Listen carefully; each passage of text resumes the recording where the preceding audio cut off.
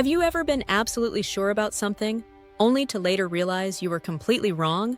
Maybe you trusted someone who let you down, made a choice that backfired, or held onto a belief that eventually collapsed under reality.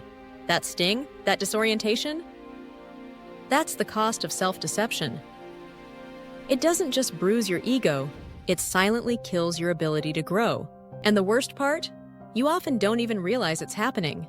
You've convinced yourself you're right, you're wise, you're clear-eyed. But what if you're just good at lying to yourself? Fyodor Dostoevsky once wrote, "Above all, don't lie to yourself." The man who lies to himself and listens to his own lie comes to a point that he cannot distinguish the truth within him or around him, and so loses all respect for himself and for others. And having no respect, he ceases to love. That's not just poetic gloom, it's a warning. Because when you lie to yourself, you're not just distorting the truth, you're cutting yourself off from reality, and with it, your potential. So what does it really mean to lie to yourself? It's not just about pretending something bad didn't happen or putting on a fake smile. Self-deception goes deeper. It begins when you confuse knowledge with truth.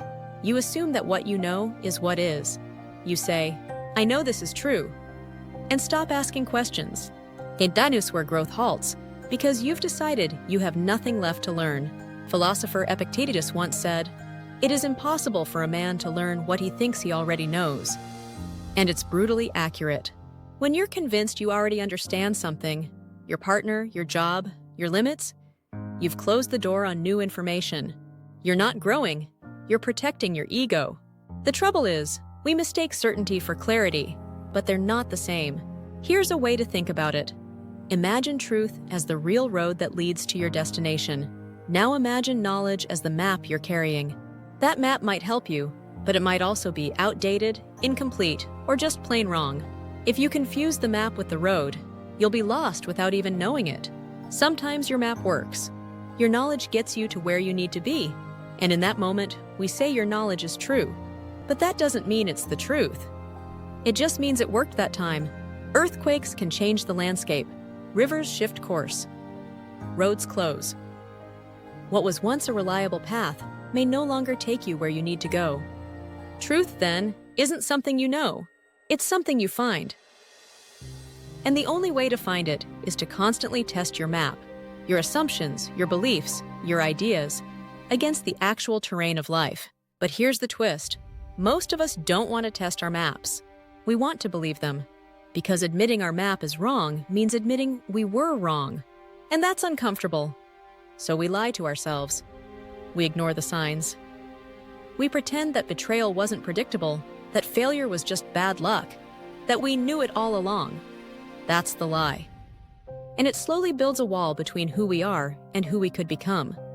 Now you might ask, but aren't some things definitely true, like 1 + 1 = 2? And sure, that seems solid, until you realize that even that depends on the context. 1 apple + 1 apple = 2 apples. But if you're counting atoms, 1 apple + 1 apple, technically that's billions of atoms side by side. It depends on what you're measuring and what you're looking for. The point is, even obvious truths need testing. They need grounding in reality, because the moment we stop testing what we think we know, we stop learning. And learning is everything. A mind that understands knowledge is not truth, is a mind that stays open.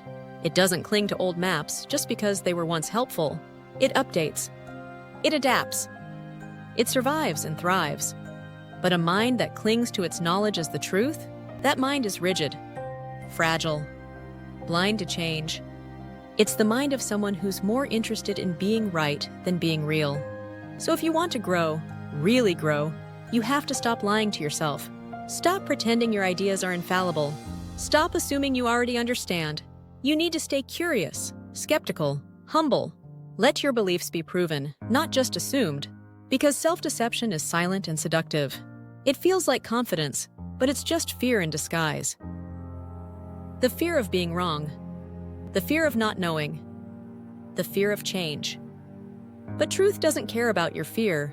It's waiting for you to drop the lies, fold up the faulty maps, and walk the actual road, wherever it leads. And that's where growth lives. Not in the safety of what you think you know, but in the discovery of what actually is. If you found this video meaningful and interesting, drop a comment below and share your experience. Please don't forget to like, subscribe, and share it with someone who might find this content useful. And as always, thank you for listening, and we'll see you next time.